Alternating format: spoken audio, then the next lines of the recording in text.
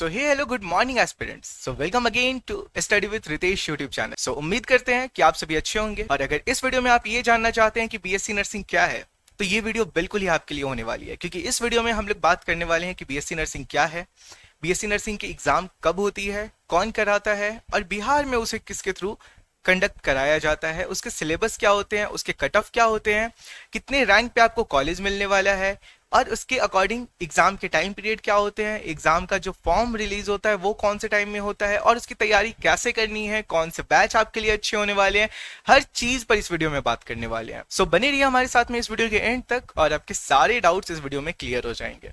सो सबसे पहला सवाल, बीएससी नर्सिंग है क्या? तो बीएससी नर्सिंग एक अंडर ग्रेजुएट प्रोग्राम है जो कि 4 साल का प्रोग्राम होता है, जिसके बाद आप एक रजिस्टर्ड नर्स बन सकते हैं। ठीक है, तो सबसे पहले जानते हैं बिहार बीएससी नर्सिंग क्या है। तो बिहार बीएससी नर्सिंग जैसे बीएससी नर्सिंग का उसी तरीके से आप बिहार के कॉलेजेस में एडमिशन ले सकते हैं। आपको बिहार के कॉलेजेस मिलेंगे जो 4 साल के कोर्स कराएंगे और उसके बाद फिर आप एक रजिस्टर्ड नर्स बन सकते हैं। ठीक है, बीएससी नर्सिंग एक 4 साल का अंडर ग्रेजुएशन प्रोग्राम है जिसे करने के बाद आप एक रजिस्टर्ड नर्स बन सकते हैं। ओके, बिहार में इसका एंट्रांस एग्जाम जो होता है वो बीसीईसीई के थ्रू होता है। अब बीसीईसीई क्या होता है, इसके बारे में आपको अगर डिटेल जानकारी चाहिए तो हमारे यूट्यूब चैनल पे एक और वीडियो पड़ा हुआ है, आप उसे जाकर के देख सकते हैं। उसमें बीसीईसीई बोर्ड के बारे में हमने डिटेल में बात करा है।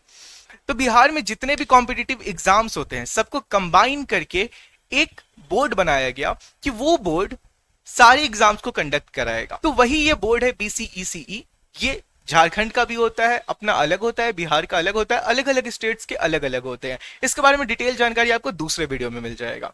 तो BCEC Bihar combined entrance competitive examination board. Okay, यानी कि जितने भी कॉम्पिटिटिव एग्जामिनेशंस होते हैं बिहार में स्टेट लेवल के वो सारे इसी बोर्ड के थ्रू कंडक्ट कराए जाते हैं। तो बीएससी नर्सिंग का भी एग्जाम बीसीईसी के थ्रू ही कंडक्ट कराया जाता है। ओके, अब इस परीक्षा के जरिए आपको सरकारी नर्सिंग कॉलेज में दाखिला मिलता है। कोई भी गवर्नमेंट कॉलेज में आपको एडमिशन मिलेगा जिसमें आपके लिए 4 साल का जो अंडर ग्रेजुएशन प्रोग्राम का एक कोर्स होता है वो कंप्लीट कराया जाएगा और आप उसके बाद एक नर्स बन सकते हैं।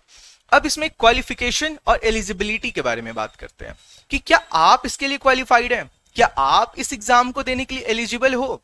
तो इस एग्जाम को देने के लिए अगर आप एलिजिबल हो ये जानने के लिए सबसे पहले जरूरी है कि आपका 11th और 12th में पीसीबी ऑप्ट होना चाहिए, यानी कि फिजिक्स केमिस्ट्री और बायोलॉजी से आपने 11th और 12th कंप्लीट करे हुए होने चाहिए और आपके मिनिमम 40 to 45% मार्क्स आने चाहिए 12th के फाइनल में। अब यहाँ पे 12th में साइंस पीसीबी स्ट्रीम होना चाहिए, कम से कम 45% अंक आपके आने चाहिए और अगर आप एससी और एसटी कोटा से बिलोंग करते हैं तो आपको एक 5% का रेबेट मिलता है, जो कि 40% मार्क्स अगर आपके मिनिमम है तो फिर आप इस एग्जाम में बैठ सकते हो। ओके, और जो आपकी एज लिमिट है वो मिनिमम एज 17 ईयर्स के होने चाहिए, जो कि अगर आप 12th पास हो तो आप ऑलरेडी 17 ईयर्स के होंगे और उसके ऊपर होनी चाहिए, यानी कि जो अपर एज लिमिट है वो इसमें कोई अपर एज लिमिट नहीं है।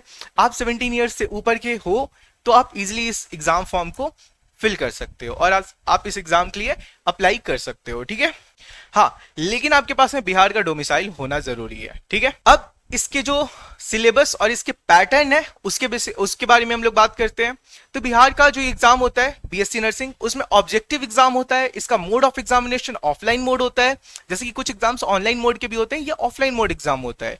और ऑफलाइन मोड में आपको ओएमआर शीट प्रोवाइड किया जाता है जिसमें कि आपको आंसर्स फिलअप करने होते हैं। ठीक है, जो ऑप्शन सही होता है उसके ऑप्शन में आपको राउंड करना होता है। ओके, अब यहाँ पर अगर हम लोग बात करें जो सिलेबस है तो जैसा आपने 11th 12th में पढ़ा है फिजिक्स केमिस्ट्री और बायोलॉजी, उसी के अकॉर्डिंग यहाँ पे सिलेबस होता है। बायोलॉजी, केमिस्ट्री और फिजिक्स, हर सब्जेक्ट के 100 क्वेश्चंस आपसे पूछे जाते हैं और ये 100 क्वेश्चंस बनाने के लिए आपको 90 मिनट्स का टाइम पीरियड दिया जाता है। तो हर एक 100 क्वेश्चंस पे आपको 90 मिनट रहता है और ये सारे एग्जाम्स 3 शिफ्ट में कराए जाते हैं। आपका फर्स्ट शिफ्ट में बायोलॉजी हो जाएगा, उसका सेकंड शिफ्ट में आपका chemistry and then third shift में आपका फिजिक्स होगा, यानी कि ये सारे एग्जाम सारे सब्जेक्ट एग्जाम आपके 3 शिफ्ट में कराए जाएंगे। ओके, अब यहाँ पे 300 टोटल क्वेश्चन होते हैं। तो 300 टोटल क्वेश्चन होते हैं, इसमें क्या है कि एक निगेटिव मार्किंग भी होता है, यानी कि निगेटिव मार्किंग ऑफलाइन एग्जाम में है। इसका मतलब क्या है कि अगर आप एक क्वेश्चन सही करते हो तो आपको +4 मार्क्स मिलेंगे और वहीं अगर आप एक क्वेश्चन गलत करते हो तो फिर आपको गलत करने पे आपके -1 मार्क्स हो जाएंगे। ठीक है, तो अगर इसमें निगेटिव मार्किंग है तो अब हम लोग ये जानना जरूरी है कि ये टोटल एग्जाम कितने मार्क्स का होता है। तो जैसे कि हम लोग ने जाना कि यहां पर एक क्वेश्चन के सही होने पे हमें 4 मार्क्स मिल रहा है, यानी कि एक क्वेश्चन 4 मार्क्स का होता है। अब जो टोटल नंबर ऑफ क्वेश्चन है वो 300 है, तो 300 टोटल नंबर ऑफ क्वेश्चंस है और ईच क्वेश्चन कैरी 4 मार्क्स। तो इससे हमें पता चलता है कि जो टोटल नंबर ऑफ मार्क्स होते हैं वो 1200 मार्क्स के आपके एग्जाम होते हैं। अब इसमें से आपके एक सही करने पे आपको 4 मार्क्स ऐड मिलता है और अगर आप गलत करते हो तो -1 मार्क्स हो जाता है, यानी कि एक निगेटिव मार्किंग का प्रोसेस इसमें होता है। सिलेबस जो है टोटली 11th और 12th के बेसिस पे होता है, यानी कि आपको सिर्फ 11th और 12th के एनसीईआरटी के थ्रू ही जाना है, उसी के सिलेबस के थ्रू ही जाना है, ठीक है, जो आपने 11th 12th में अपने बोर्ड एग्जामिनेशन में पढ़े थे। और अब बात आता है तैयारी कैसे करें। तो आप भी अगर तैयारी कर रहे हो बीएससी नर्सिंग 2026 की, तो फिर आप हमारी इस संकल्प बैच को परचेज कर सकते हो, जो कि 1299 का है, लेकिन अभी जो फर्स्ट 50 स्टूडेंट्स इसको बाई करेंगे उनके लिए सिर्फ 550 ऑफर प्राइस रहेगा। और इसके अलावा स्टडी विद रितेश का बुक उनके घर पर ऑनलाइन होम डिलीवरी भी कराया जाएगा।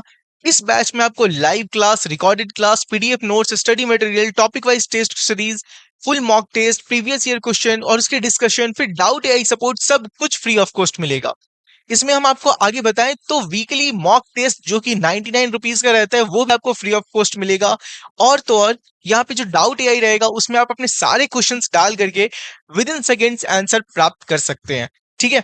और यहीं पे अगर आगे चलते हैं इसके प्रोसेस को कि कैसे आपको बैच में इनरोल होना है, पहले आपको प्ले स्टोर पे जाना है, स्टडी विद रितेश ऐप को डाउनलोड कर लेना है, वहीं पे आपको अपने नाम और नंबर रजिस्टर करना है और पे कोर्स संकल्प बैच को सिलेक्ट करना है और फिर पे नाउ पे क्लिक करके आपको उसमें इनरोल हो जाना है। अगर आपको कोई भी डाउट होता है तो फिर आप दिए गए नंबर पे कॉल कर सकते हैं, वहां पे कॉल पर आपका 1-to-1 सारे डाउट्स क्लियर कर दिए जाएंगे। अब आगे चलते हैं, एनसीईआरटी का जो बुक है उसमें कौन से बुक्स पढ़ने हैं।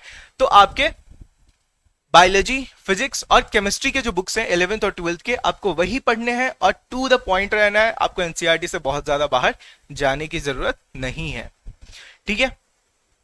हर विषय का अपना एक टाइम टेबल बनाइए और इसके अलावा अपना जो एक स्टडी शेड्यूल है उसमें मिनिमम आप अपना 12 आवर्स का स्टडी टाइम रखिए। जो आपका लाइव क्लास होता है या फिर आपका जो क्लास होता है उस क्लास के अलावा 8 आवर्स के अपने स्टडी टाइम होने चाहिए, सेल्फ स्टडी टाइम। और अगर आपका 6 आवर्स का अगर एक ऑनलाइन क्लास होता है तो आपके 6 आवर्स के सेल्फ स्टडी टाइम होने चाहिए, ठीक है। और इस 6 to 8 आवर्स में आपको सारे विषय पर, सारे सब्जेक्ट्स पे इक्वल टाइम स्पेंड करना है। हाँ, अगर आपका किसी दिन बायोलॉजी में इजी चैप्टर है, बायोलॉजी आपका कंप्लीट हो गया है, तो आप उस टाइम को डिवाइड कर सकते हो फिजिक्स और केमिस्ट्री में। फिजिक्स जल्दी हो गया है तो केमिस्ट्री और बायोलॉजी में। तो इस तरीके से डिस्ट्रीब्यूशन ऑफ टाइम भी होना जरूरी है। और इन चीजों पर अभी अगर आपको वीडियो चाहिए तो आप कमेंट कर सकते हो, बोल सकते हो कि सर हमें इन चीजों में भी डाउट है, हम इस सारे टॉपिक्स पर भी वीडियो बनाने की कोशिश करेंगे, ठीक है। इसके अलावा कोई भी डाउट हो आप कमेंट सेक्शन में लिख सकते हो।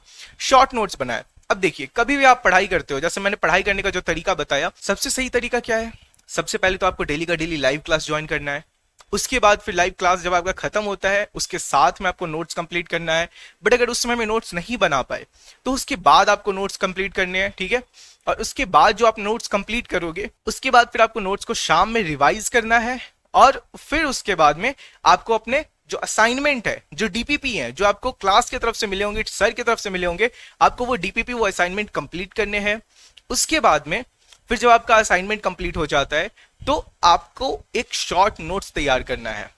अगर आपका एक चैप्टर कंप्लीट हो चुका है तो आपको एक शॉर्ट नोट्स तैयार करना है। अब शॉर्ट नोट्स तैयार करना क्यों जरूरी है? अभी आपका एक चैप्टर कंप्लीट हो गया, फिर दूसरा, फिर तीसरा, इस तरीके से करके आने वाले टाइम में आपके अच्छे खासे लेवल ऑफ चैप्टर्स कंप्लीट हो गए। अब सबके प्रॉपर नोट्स डेली रिवाइज करना तो पॉसिबल नहीं है, या फिर at the period of exam आपको सारे चैप्टर्स रिवाइज करने होंगे, तो उस टाइम पे ये चीजें मुश्किल सामने आती है।